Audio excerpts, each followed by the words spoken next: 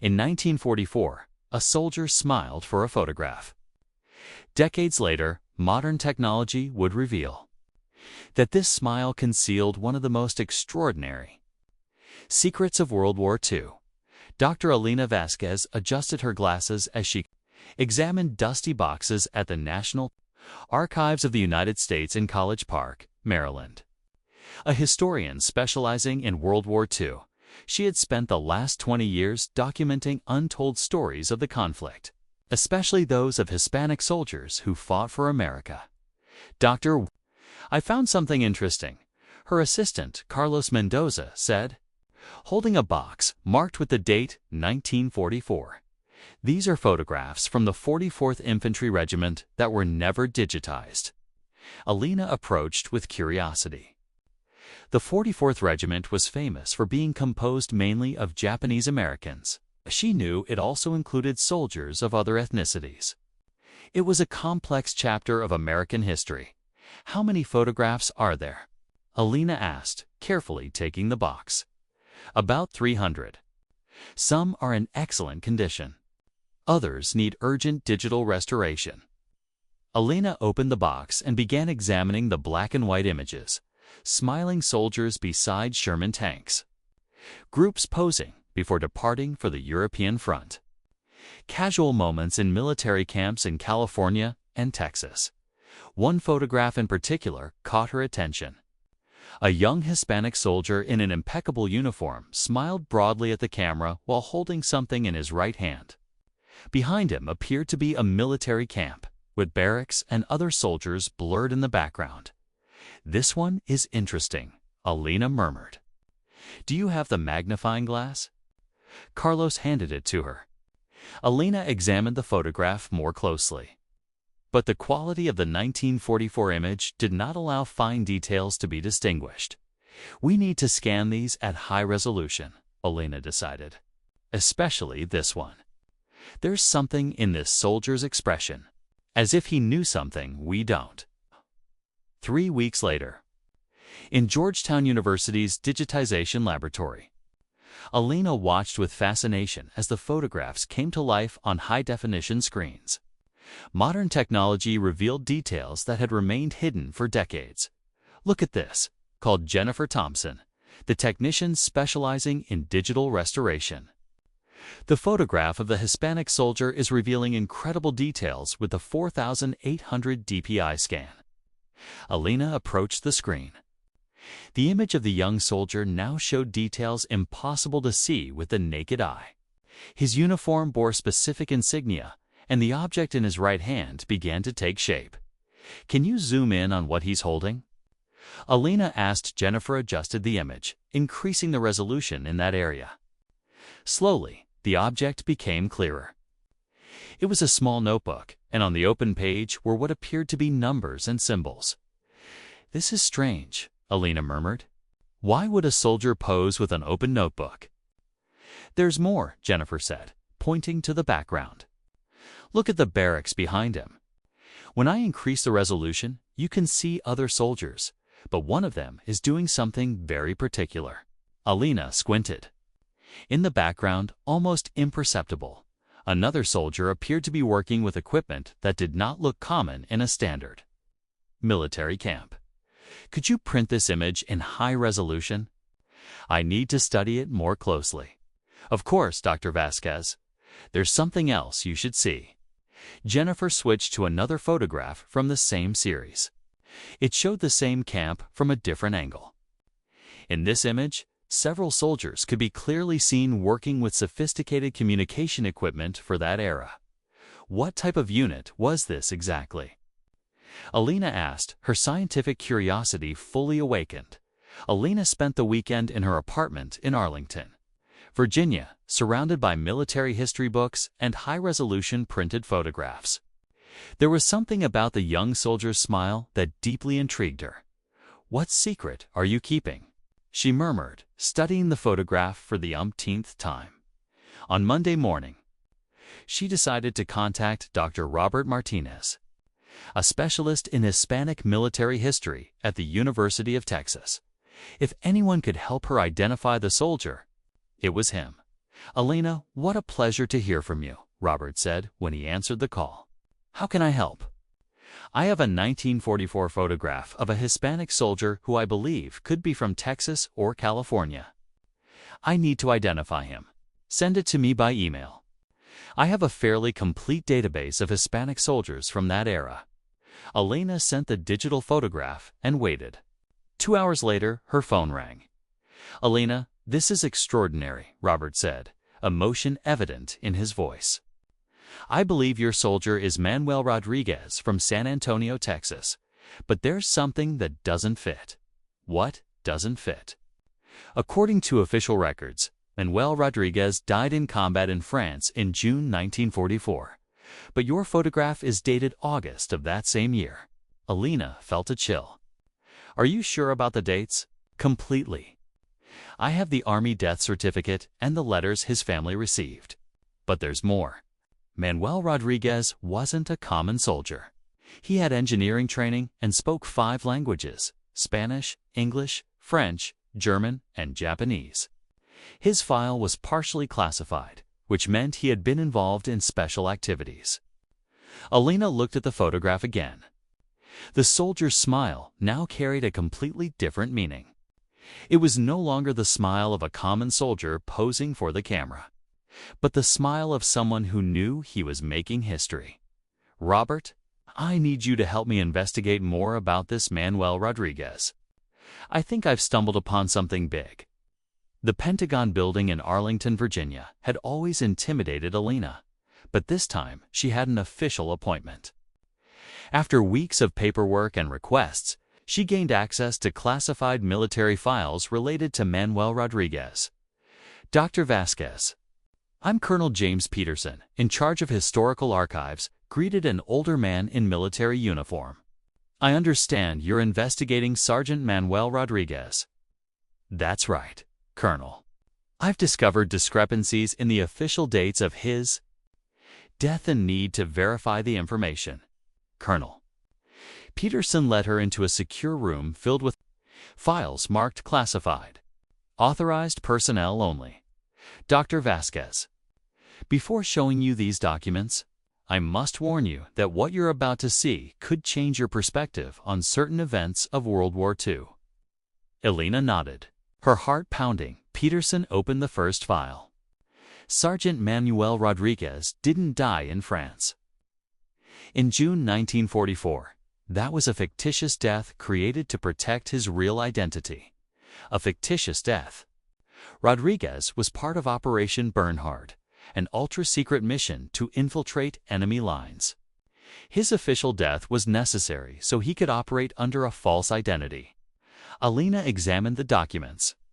They contained detailed reports of missions in German territory, coded communications, and, most surprisingly, photographs of Manuel Rodriguez under different identities. But if he didn't die in June, what really happened? That's what makes your discovery so important. Dr. Vasquez, your August 1944 photograph is the first visual evidence that Rodriguez successfully completed his mission and returned to American territory. Elena studied the photograph again. The notebook Manuel held now made perfect sense. It contained codes and intelligence information. What happened to him after the war? That's where your investigation becomes crucial. We lost track of him after August 1944. Officially, he never existed after his death in France. Elena arrived in San Antonio, Texas, on a hot July day. The city seemed to keep secrets on every corner, and she was determined to find traces of Manuel Rodriguez. Her first stop was the West Side neighborhood, where records indicated the Rodriguez family had lived. Houses from the 1940s were still standing, many occupied by descendants of the original families. "Are you looking for information about the Rodriguez family?" asked Dona Carmen Herrera, an 89-year-old woman sweeping her porch.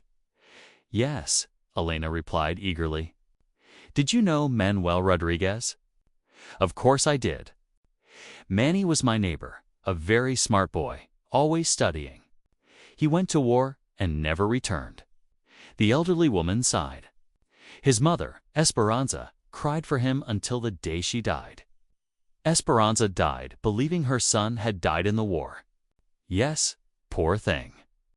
She received the government letter in 1944. Dona Carmen paused, as if recalling something important. But there was something strange. Around 1945, maybe 1946, Esperanza received a letter with no sender. After that, she changed. She stopped crying so much, as if she knew something we didn't. Alina felt she was close to something important. What happened to the family's belongings? When Esperanza died in 1978, her sister Maria took everything to Austin.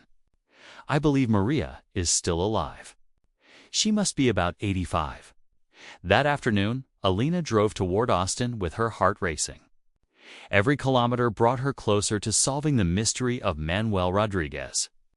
She found Maria Rodriguez in a small apartment in East Austin. Though frail, the elderly woman's memory was remarkably clear. Manny. Of course I remember him, Maria said, smiling with nostalgia. He was the pride of the family, very intelligent, spoke several languages. Do you still have any of his belongings? Yes, I have a box with his things. Esperanza asked me to keep it. She said that someday someone would come looking for it. Maria led Alina to a small closet and pulled out a wooden box marked with the initials Mr. Alina opened it with trembling hands. Inside were letters, photographs, and, most surprisingly, a notebook identical to the one Manuel held in the 1944 photograph. May I see the notebook? Alina asked. Maria nodded. Esperanza always said that notebook was very important, but we never understood why. Alina opened it carefully. The pages were filled with codes, numbers, and what appeared to be geographical coordinates. On the last page, however, there was something written in Spanish in clear handwriting. If someone finds this notebook, look in the Wells Fargo Bank in San Antonio. Safety Deposit Box 1847. The key is in San Fernando's altar. What's San Fernando altar? Alina asked. San Fernando Cathedral in downtown San Antonio. Manny used to go there when he was a child. Alina felt as if she were at the center of a spy novel. May I take this notebook to analyze it? Of course. Esperanza always said that when the right person arrived, I would know what to do.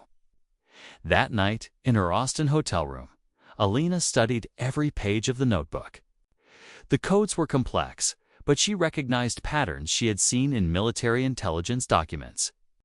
She called Robert Martinez. Robert, I found something incredible. I have a notebook filled with wartime codes. Codes. Alina, this could be evidence of intelligence operations. Have you contacted a cryptography expert? No, but I found something else, a clue about a safety deposit box in San Antonio. Are you going to look for it tomorrow morning? Something tells me Manuel Rodriguez left messages for the future. San Fernando Cathedral, in the heart of San Antonio, had witnessed centuries of history. Alina entered early in the morning when few worshippers were present. The main altar was imposing, but she was looking for something more specific. The note had mentioned San Fernando's altar, not the main one. May I help you? Asked Father Miguel, an elderly priest who had noticed Alina examining every corner. I'm looking for information about a World War II soldier, Manuel Rodriguez. I believe he may have left something here. Father Miguel smiled. Ah, you must be the historian. We were expecting you. Alina was surprised. You were expecting me. Many years ago, perhaps in 1946 or 1947, a young soldier came here. He said that someday someone would come looking for something connected to him. He left very specific instructions. The priest led Alina to a side chapel dedicated to San Fernando. Behind the altar, a small stone appeared different from the others. Can you move this stone? Alina asked. Yes, the soldier showed me how. Father Miguel pressed the stone in a precise way, and it slid aside, revealing a small compartment. Inside was an old key wrapped in paper. Alina carefully unfolded the paper. It contained a note written in English, "To whoever finds this, the truth about Operation Bernhard is in the safety deposit box." The United States should know that some of us survived and completed missions that changed the course of the war. Manuel Rodriguez, 1947. 1947, Alina murmured. He survived 3 years after his official death. What does this mean? Father Miguel asked. It means the history we know is incomplete. This man faked his death to serve his country in ways no one imagined. The Wells Fargo Bank in downtown San Antonio had operated in the same building since 1920. Alina arrived with the old key, accompanied by Robert Martinez, who had traveled from Austin to witness the discovery. "This key is very old," commented James Wilson, the bank manager. "Our safety deposit boxes from that era use a special system." He led them to the underground vault, where the oldest boxes were stored. Box 1847 was located in a historical section, protected by thick steel walls. "Do you have documents proving your right to access this box?" Wilson asked. Alina presented her historical research credentials, authorization from the National Archives, and the note found in the cathedral. "It's a very unusual situation," Wilson admitted. "But given the historical value and the fact that the box hasn't been accessed in decades, I'll make an exception." The key fit perfectly. Alina opened the box, her heart racing. Inside were impeccably preserved documents, photographs, and, most astonishing of all, a personal diary written by Manuel Rodriguez. "Robert, look at this," Alina said, lifting the diary. "It's written in several languages." The first pages were in Spanish, describing his special training and preparation for classified missions. Then the text switched to English, documenting his operations in enemy territory. "Alina, read this," Robert said, pointing to an entry dated August 1944. August 15, 1944. Mission in German. Territory successfully completed. I obtained crucial information about enemy troop movements that will be vital for Allied operations. The photograph taken today at the camp will be my last official record as Manuel Rodriguez. Tomorrow, I begin a new identity." Alina and Robert looked at each other.